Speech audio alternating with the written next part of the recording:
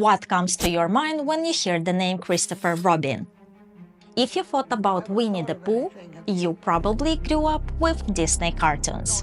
Winnie-the-Pooh is one of the most famous birds in the world, so famous that his name alone makes billions. But his real story isn't as bright and happy as it seems in the books and cartoons. Behind that innocent, honey-drenched smile lies a story of war, betrayal, corporate greed, and a boy who grew up wishing it had never happened. To understand the whole picture, let's go back to the very beginning. January 18, 1882. That's the day Alan Milne, the creator of Winnie-the-Pooh, was born in London. But how did Alan Milne create this global icon? And how did Disney end up earning billions while the Milne family fought just to keep a piece of the pie? Milne was a writer since university years, but he was more of a novelist before World War I. After he came home from disastrous scenes, he wanted to retreat to a peaceful and joyful place. Well, that's where Winnie's story begins. It wasn't a sudden spark of inspiration. It grew out of Milne's life with his son, Christopher Robin. He had a number of stuffed animals, and his dad started writing stories about these toys coming to life. One of these toys was a bear named Edward. The real Winnie was a black bear from Canada who lived at the London Zoo. Christopher Robin loved visiting this bear, and it was his interactions with Winnie that inspired his dad to write the stories. Milne originally planned to call the bear Edward Bear, but after learning about the real bear, he decided to change it to Winnie. Also, the 100 Acre Wood, the setting for Pooh's adventures, was inspired by a real place in East Sussex, England. People still visit the forest today to see the real 100 Acre Wood. Milne took the bear, along with other toys, and built a world around them. In 1924, Winnie-the-Pooh made his first appearance in a book called When We Were Very Young. But it wasn't until 1926, when Milne published Winnie-the-Pooh, that the world really got to know Pooh and his friends. So, why did Milne create Pooh? It wasn't just to entertain kids. It was a way for Milne to connect with his son.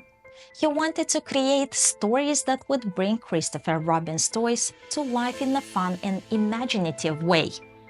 Milne's stories were simple, but they carried deep messages about friendship, emotions, and the small joys in life. The characters were more than just animals. They represented different emotions and experiences that children could relate to. Pooh was a simple bear who liked honey and didn't overthink things. Piglet was anxious and always worried. Eeyore was sad and little grumpy. Tiger was full of energy and excitement. Each of these characters represented a different feeling or part of childhood. It was a world where kids could see their emotions reflected in the characters, and that made the stories feel real. I hope I'm not alone in this, but when you think about it, the characters in Winnie-the-Pooh are a lot like the emotions in Inside Out. In the movie Inside Out, emotions like joy, sadness, anger, fear, and disgust are all personified and play important roles in how the character Raleigh experiences life. In a similar way, each of the characters in Winnie-the-Pooh represents a different emotion or aspect of childhood. Just like in the movie, these characters don't just have fun adventures. They help teach children and adults about dealing with their feelings. Now let's talk about Christopher Robin, the real-life inspiration for the character of Christopher Robin in the books. At first, Christopher loved the attention. His dad's stories about him and his toys were a big deal, and he loved the idea of being part of something so special. But as Christopher Robin grew older, things started to change. He didn't always like the way the public saw him. He was, after all, a real person, and being associated with a beloved character was a bit much at times. In his later years, Christopher Robin expressed some frustration with being the boy from the books. He didn't want to be known just for that. He wanted to be his own person. In his memoir, The Enchanted Places, Christopher Robin talks about how strange it felt to grow up in the shadow of a fictional character.